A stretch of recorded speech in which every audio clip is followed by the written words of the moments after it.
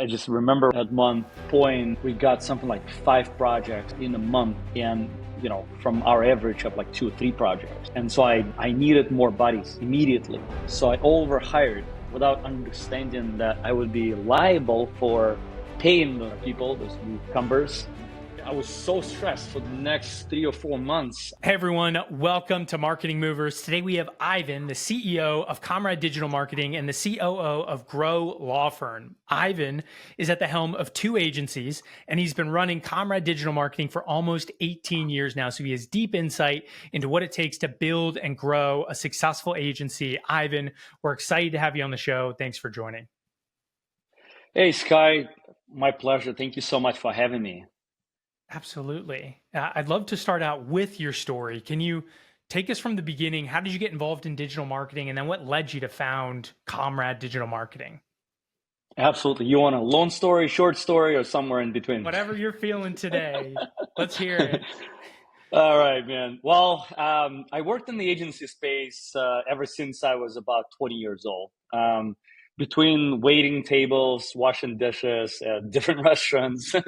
I also had a degree in computer science and technology, and I was always driven to the technology aspect of it. I knew that computers and mobile phones, at that point, we all had a mobile phone of our own, right?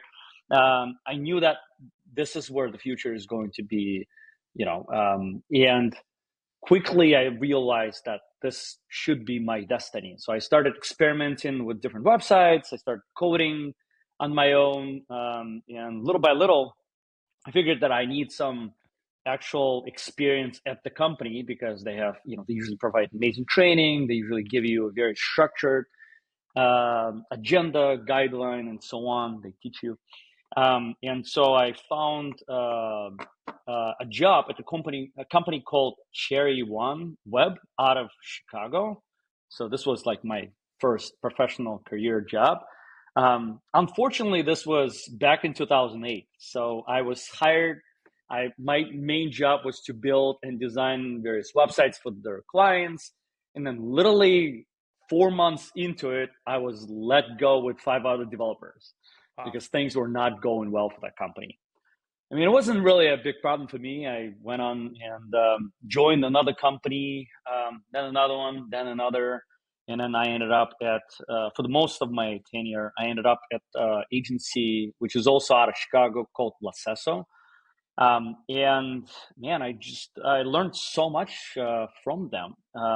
I pretty much started my journey from, like I mentioned, coding, both front and back end, designing websites. Then I was eventually promoted to be a project manager. So I started managing various projects, and then I started managing resources. And then I started hiring resources. I started vetting out resources. And then it all became, about the efficiency of our team and the projects and so on and so on. So it was never about money for me. It was more so about getting as much experience as possible, because I knew that eventually I will have my own agency. Meanwhile, I had friends of mine asking me to code a project on the side, and little by little, I grew my community and grew this, the side business to sizable income. We incorporated it in 2008 as well, together with my co-founder. His name is Stan. And I continued working for the Lacesso agency for probably another 3 or so years because I desperately needed more experience while I was on the side building my own agency.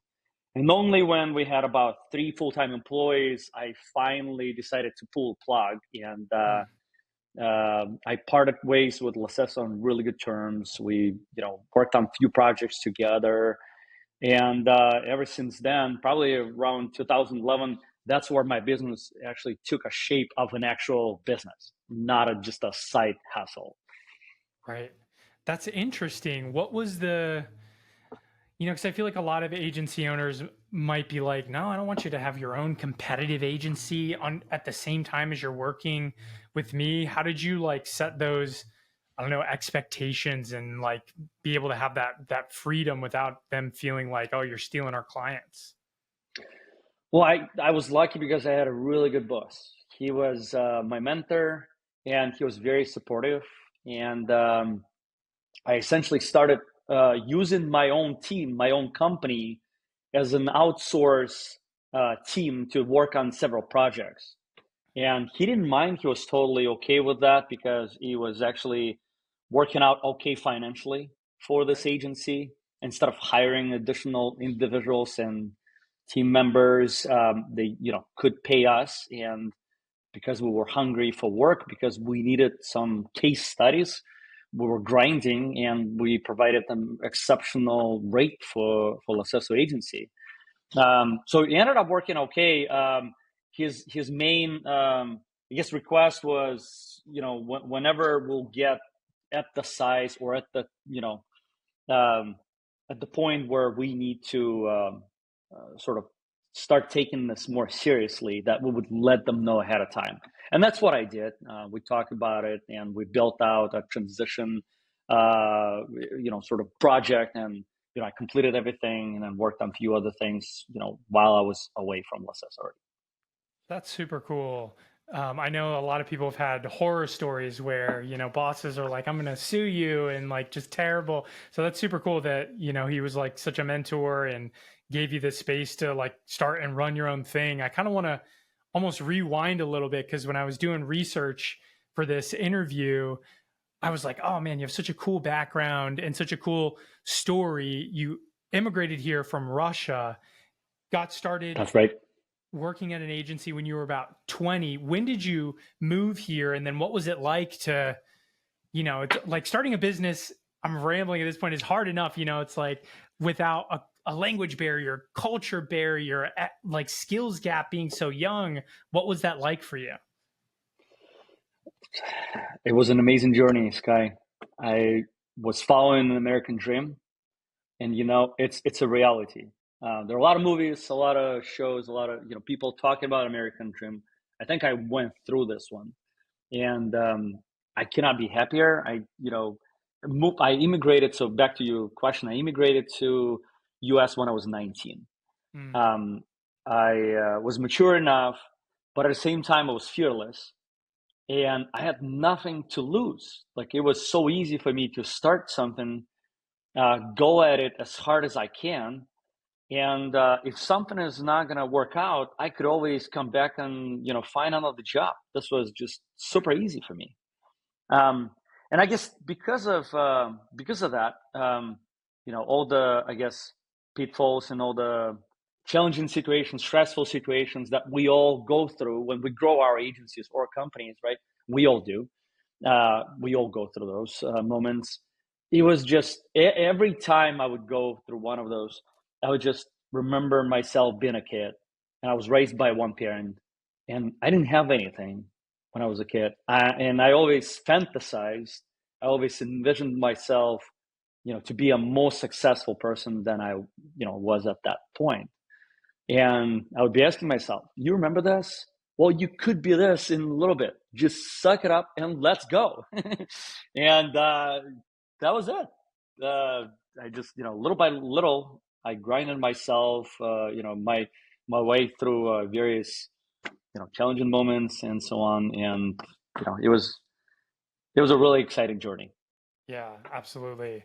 And when I was reading another interview that you did on your website where you talked about the early days and like the perspective of starting an agency when you're young and how there is a skills gap that you have to try and make up for and it's not always smooth sailing. What were some of the, if you like think back and remember, what were some of the specific challenges that were like particularly like hard to get through, and then what did you do to solve them? Couple of things: lack of financial education, and lack of just business fundamentals or business management at all. Because I went to study for computer science and technology, I was equipped from a technology perspective. I knew how to code things. I knew how to research projects and so on. I knew how to find a solution for a technical problem. But when it came to analyzing revenue, understanding profitability of our projects, understanding if we can hire a new employee or not. Like I had to learn this on my own. And unfortunately, I made a lot of mistakes. Now, this is how I grew, obviously, by making those mistakes. But I just remember at one point, we got something like 5 projects in a month, and from our average of like 2 or 3 projects. And so I needed more bodies immediately. So I overhired without understanding that I would be liable for paying those people, those new cumbers. And I was so stressed for the next 3 or 4 months. I was literally uh, on the calls myself, trying to close more sales just to sustain the newcomers, Right. because I couldn't pay them after the 5 projects were completed. Yeah. So that was one of the particular lessons that I've learned. Just take it easy. Make sure you have money in the bank set aside for new hires and so on and so on. Right. There are many other mistakes that I've made over the years. Lessons I've learned. But you know what? If you don't make those mistakes, if you don't learn from those lessons, then you wouldn't grow to a larger size. We're about 70, maybe 75 folks all together right now. I'm actually super happy that we had those issues when we were early, when we only had like 5, 10 people, as opposed to having now, right? Because if you make these mistakes now, then it would be more devastating for our agency. And at what point, because I feel like you were talking about, oh, there's like a 3 or 4 month period where I was like so stressed. And when you're in those moments, it feels like time is dragging on and they just last forever. How long did it take, or how long were you like running the agency before things started to take off and you Smooth got out. that momentum? Yeah. We had like specific milestones that I can remember, but what happened between those milestones, it's so hard to remember now. Like all those sleepless nights and so on, it was like the thing of the past, let's call it. But I think the biggest breakthrough we gotten when we had a third business partner join our agency back in, I want to say 2019, maybe. His name is Mhm. Sasha Burson. Phenomenal dude, amazing friend, really good mentor of mine. He had a successful business prior to joining us, sold it to his partner. He comes from a financial education himself. He's like specifically that gap that I was missing, right? Like that level of knowledge, like business acumen that I didn't have before. And when we joined forces, because I was so good with just the process building, how to properly develop technology and so on, and his understanding of business, his understanding of customers, what is it that they want, what kind of issues they're experiencing, and how can we bridge that gap. I think that truly was the pivotal moment for our agency, and that's where we truly took off as an Mhm. agency. And first year was little, we maybe grew 20%, but the following year we grew something like 45 or 50%. Wow. And then ever since we've been growing at least 20% annually. Hmm. How did you get introduced to this partner? Was it someone that you had already known for a long time, or was this a new person and you were proactively looking for a partner? No, we knew him for a few years before we approached him, and actually we approached him. So my initial business partner and co-founder, Stan, that I mentioned previously about, he was sort of burned out at one point, and he approached me and he mentioned that, look, I can't do it anymore. I need to take a sabbatical, or otherwise I'm just gonna hate it.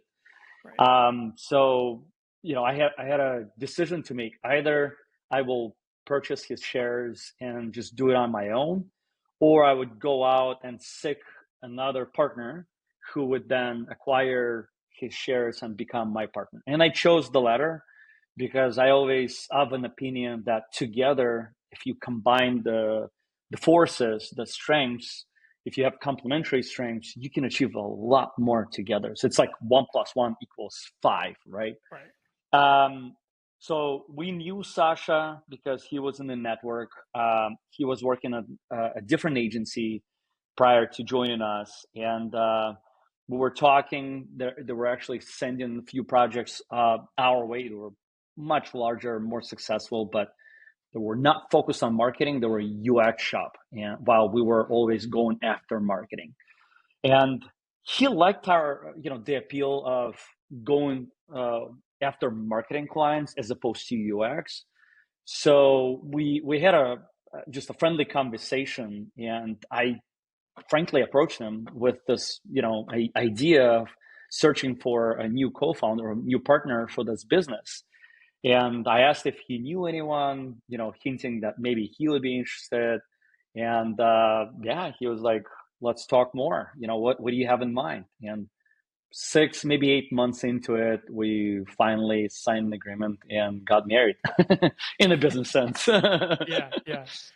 What is that process like for someone listening who's never gone through an experience of like having a already existing business and then bringing in this new partner? What was the process? How do you think about divvying up shares? Like, how do you approach that? Yeah, Sky, very touchy subject for sure. You got to make sure that you trust the person. I would never bring anyone in the capacity of a business partner if I wouldn't know them personally, if I wouldn't talk to their friends and talk to their previous partners and people that already had working relationship with this person. That would be first of all. Second of all, I would test them out. I would try them out. I would maybe work for a capacity of 3, 4, maybe 6 months together. You could bring them as a consultant if you want. You can pay them on performance or whatever. You can pay them salary, however you want. But that's a great way for you to sort of, date a little bit before you go and ask for their marriage, right? Ask for their hand. And then another aspect, be straightforward. Like over financial terms, discuss very hard questions that could come up. The earlier you discuss them, the better, ability of maintaining this relationship, maintaining this positive momentum you're going to have. And obviously no one wants to talk about it. It's like, oh yeah, it's all going to be great. But wait a second. No, we specifically, even before Sasha joined our team, we had a lot of conversations over beers or coffee and so on, where we conceptualize, hey, what would happen if we're not going to grow and we're going to start losing money? Where are we going to get the money to sustain the agency? Or, hey, what if someone is going to sue us over a project that we already built that Sasha has nothing to do with? Is Sasha going to be liable for that or not? Or, hey, what if Sasha, what would be Sasha's responsibilities specifically on paper? What do we want him to do and be in charge of? Who is going to report to him? What kind of title is he going to get? What kind of compensation? And so on. And most importantly, you have to align on the goal, on the ultimate goal. Where are you going as a company, as an agency, right? And we were just lucky that both Sasha and I were super ambitious people. Our former business partner, by the way, he's still a minority stakeholder in the business, but he had a different opinion. He was sort of like, hey, let's build this thing into something big enough so we can sell it right away, make a bunch of money, and then go do something else. While I wanted to build it into a much larger business. And then I don't have an exit plan right now. Like, I don't know if I want to sell it, if I want to maintain it as a lifestyle business, but I want, I have a very ambitious goal. And that's where Sasha and I, found middle ground that we both wanted it to be, 100x from where he joined the agency. Interesting. So what is the big goal or strategic focus for you guys now? Reach $100 million in revenue. Okay. That was that's the big, curious, and audacious goal for us. We Over what realized that time period? only a few. That's hard. we're hoping we're hoping 10 years. Yeah. That's like realistically how long you may take, and we understand that it may be impossible to reach it organically. So maybe we will have to buy other businesses along the way to, speed up our growth. Right. Um, so that's goal number one. But then with the caveat that we still need to provide exceptional service. Right. We can't go big without that component, because so many, like, there are very few agencies that actually grew to a size of over $100 million, especially in our space, focusing on legal, home service, and healthcare industries verticals. That's our focus. I can only name three other agencies that did that. Actually, two other agencies that did that. So it's hard, extremely hard to reach this goal. But um, at the same time, we have to ensure that our clients still love us. Our culture is still intact. We pride ourselves for having an amazing culture, and I've just seen so many stories where a company grew too fast and a culture crumbled Right. completely, or clients hate the agency, and there are all kinds of bad reviews and so on. So that's where it's going to get even harder to get to this goal. Yeah. Do you think that you'll have to expand out into new markets, or do you think you'll be able to do it within legal, home service, and healthcare? I think it's possible within the three markets, three verticals. Yeah. We may expand eventually. With, I guess we're gonna stay within local business environment, because that's the recipe, right? Like, what is this, similarity between the three main industries? Or it's mainly the fact that they provide services within specific geographical area, and that's, marketing for this type of clients is very much different than marketing for e-commerce clients, for instance, Hmm. or nationwide B2B clients. And we had those previously. We've been a generalist agency for the first, I want to say maybe 13 years of our existence, and it was extremely hard, extremely hard. So being niche was a unlock for you guys, it sounds like. It just made it a lot easier for everyone, for our marketing team, meaning internal marketing team, for our sales team. Our closing rate went up significantly, for our production team, because we know how to deliver exceptional results for our clients. Right. I think it was another pivotal moment for our agency when we dropped sort of going after everyone and anyone, and focus on like those three main um, industries specifically. And when you say go after, did you guys proactively, like your go to market motion, were you doing outbound or running ads, or how are you getting those customers? Yeah, initially we always focus on two main strategies, actually three. Number one, maintain an exceptional client service and client results. When you do that, that unlocks a couple of things. Number one, very high employee retention. Our clients stick with us for many years, and they happen to recommend our services to their friends and their buddies and their community. Um, so that was always a key for us. Number two, inbound strategy, specifically SEO. We're a inbound digital marketing shop ourselves, so we understand that very well.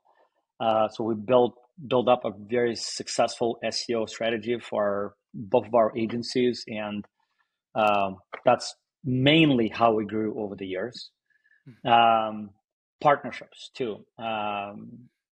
Our agency been started out incepted in Chicago, so we went out and we met a lot of folks in the space, right? Vendors, other agencies, potential partners.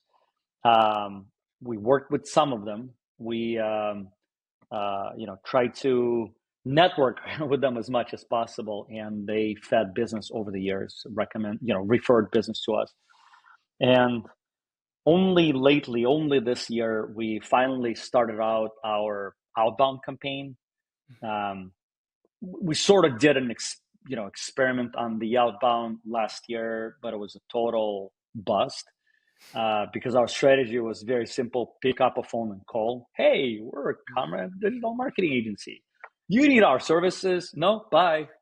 Well, that never works. I mean, maybe used to work back in the day, but we learned that just clients do not want to hear from you if you don't have anything of value to offer to them. And it's super, super hard to get in front of them.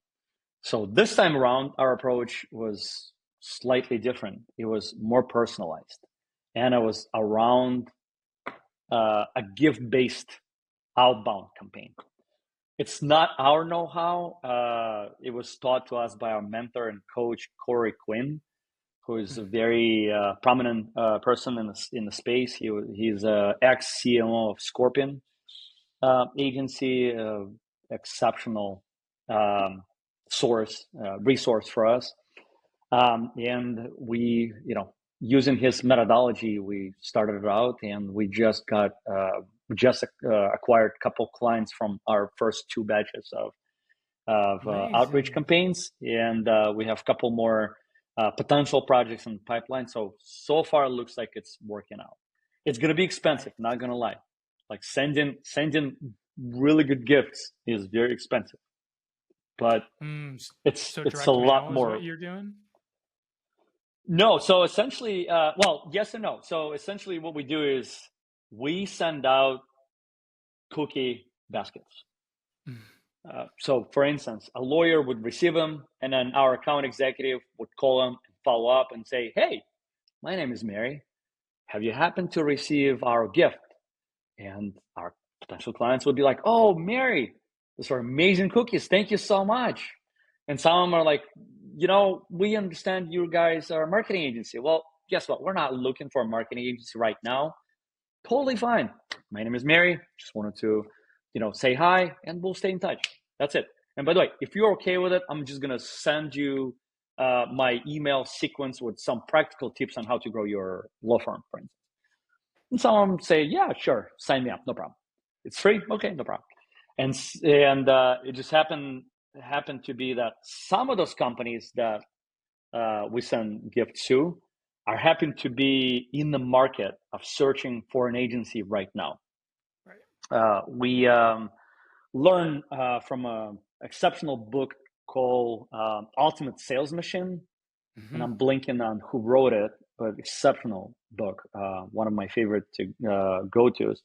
And he explained it really, really well, where he sort of drew a pinnacle, right? And he said, look, currently only 3% of the market are searching for your services. Everyone else might be in consideration or may consider you in the future, but only know in your projections that 3% will buy from you today.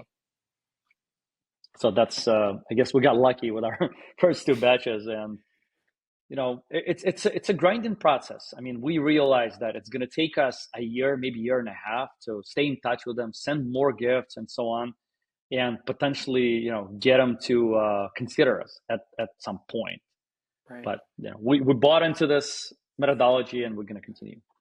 Nice. For that methodology, are you applying any type of filtering or ranking of if you have a bunch of law firms, do you try to identify these are the ones that we think are in market or are most likely to buy from us, and then prioritize those? Oh, for sure. Yeah. First thing that we did, we created a list of 2,000 ideal prospects. So that's the first thing that we did.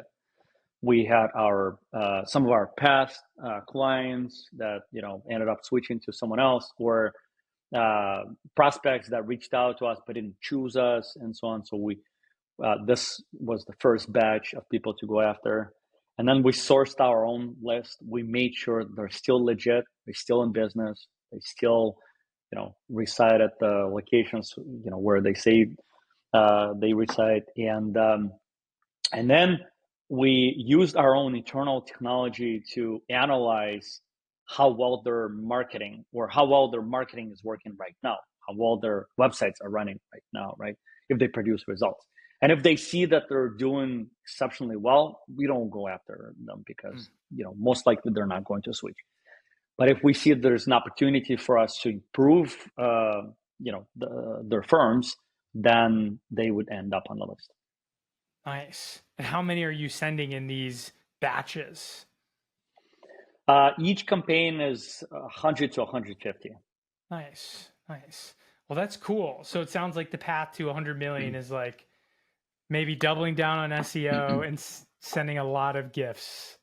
It's more than that. It's omni-channel presence for sure. Like, we have to be seen everywhere. We have to go to all the major conferences. We have to, we're launching our paid search campaigns for the first time. We've never run paid search campaigns in the existence of our agency. It's obviously continuing down the SEO road. It's been on social. It's PR, partnerships, affiliates. You sort of have to be everywhere at once in order to get that, momentum and get that big. Yeah. And what are your thoughts on, especially if this is potentially a 10-year goal, is AI going to disrupt the industry? What do you think is going to happen? It already does. I think AI is here to stay with us for sure. I mean, there's, we just have to adapt to it. And we use AI quite successfully to make our process more efficient and help our agency, help our teams. We actually use it throughout our different teams: marketing, sales, production, operations, HR, to systemize and automate some, a lot of the process, a lot of the, repeat tasks, right? Because that's what it does best. We also use it to analyze big sets of data when possible. And lately, we've been, since beginning of 2024, we separately singled out one of our departments to focus on research and development. And within that department, we do a lot of innovation. So we built our own products to be used for marketing, sales, or production needs. One of the projects that we've been working on that we're releasing now is called lead qualification, that does full lead qualification using AI. Previously, we had 4 people that were in charge of that would go through transcripts of every single client, all the forums, all the chats, all the phone calls, and analyze every single transcript and put thumbs up, thumbs down, qualified, not qualified, and so on. So the accuracy when you do it by the human was close to 80-85%. We now trained AI to do it close to 85-90%. So even more accurate than a human being. And we no longer need 4 people. We're not going to fire them. We're just going to put them to other departments. But it unlocks a lot of opportunities for us. We can almost instantaneously see how much ROI our marketing campaigns drive for our clients. We can show them how many marketing qualified leads we generate for them at any given moment. We can compare it every single day, every single week, every single month, year, and so on. Just amazing. Quite specifically on the PPC, on the pay-per-click side of things, right? Let's say if you run paid search campaigns and you have various campaigns within your Google Ads setup, at the most you can see how successful each of the campaigns based on cost per lead, cost per acquisition, and so on. But you don't always see how much or how many qualified marketing qualified leads you're getting out from each of the campaigns, right? So now our tool would allow us to do that, would allow us to see into this data. That's super cool. What do you think the effects are going to be on the like SERP with these AI generated like results? Huge. Google is already changing the algorithms. Google is already embedding their own AI, right? And we already see a huge volatility of SERP because of their own AI. Plus, all the search engine, AI search engines are coming out. Right. I played around with Perplexity. We're waiting for Search GPT, and I believe the user behavior is going to change for sure. More and more people are going to start using AI search engines over Google or over Bing. So we definitely we'll have to adapt. We meaning marketers, but ultimately it's still going to be similar to what we do now. It's understanding what kind of information your prospect is searching for, understanding where they're searching for this information, and then essentially building up campaigns where you serve this information and you position it in the places where they're searching, right, so that they can find you and they can, call you or fill out your form. Right. I forget exactly which guest I had on who was talking about similar topic, and they have a research and development team internally as well. And they have their team focused on trying to reverse engineer. Like if you go in ChatGPT and you're like, who are the best SEO agencies in Chicago or whatever the search is, and trying to figure out how is ChatGPT or whatever the AI is determining these results to feed you, and like asking questions to kind of go deeper and deeper and deeper, and using that to like inform the SEO strategy to find what are the listing sites that it's referencing. And it's so interesting to like see how different people are approaching trying to solve and innovate on the problem. Yeah. Oh, absolutely. I mean, ideally we have to stay ahead of the, of this industry, because the more we're trying to predict, the better we're going to be equipped and ready for the change. I mean, change is happening right now. I assume AI is still going to feed off the same old information for the most part right now, because Google is probably the largest set of data, right? Where you can train, where you can get the answers. That same agency you mentioned, Sky, I think they probably found that, you if you Google the same question, then you're probably going to see very, somewhat similar answers, right? Maybe in a different order or whatever, but most likely it was coming out from the same data set. I don't know, maybe not. It's a cool idea to try and reverse engineer it. Something that we may want to do ourselves too. Yeah, I feel like it is especially important, not that Google's not important for other businesses, but really for local business as well. I mean, whenever I'm trying to look up anything local, I'm going to Google Maps, I'm going to Google. I rarely am going to, I mean, maybe I'll go to TikTok to try and get a sense, but I want to see reviews and I want to see like the social proof. So I feel like Google is just such an important platform to have figured out. I mean, I'm not by no means an expert in SEO, but it makes sense and it's interesting. This has been a really fun conversation for me. I've really enjoyed it. I appreciate you jumping on the show. For anyone who wants to continue the conversation with you or learn more about what you do, where should they go? Yeah, best way to reach out to me would be using my email, ivan@comradeweb.com. There's a letter E at the end of word comrade. Some people misspell it. You can also find my LinkedIn. It's on our website. And yeah, send me an email. Whatever questions you have, I'll always be happy to respond, provide whatever information I can. I think I'm in such a point of a journey where I'd love to give back to a community as well.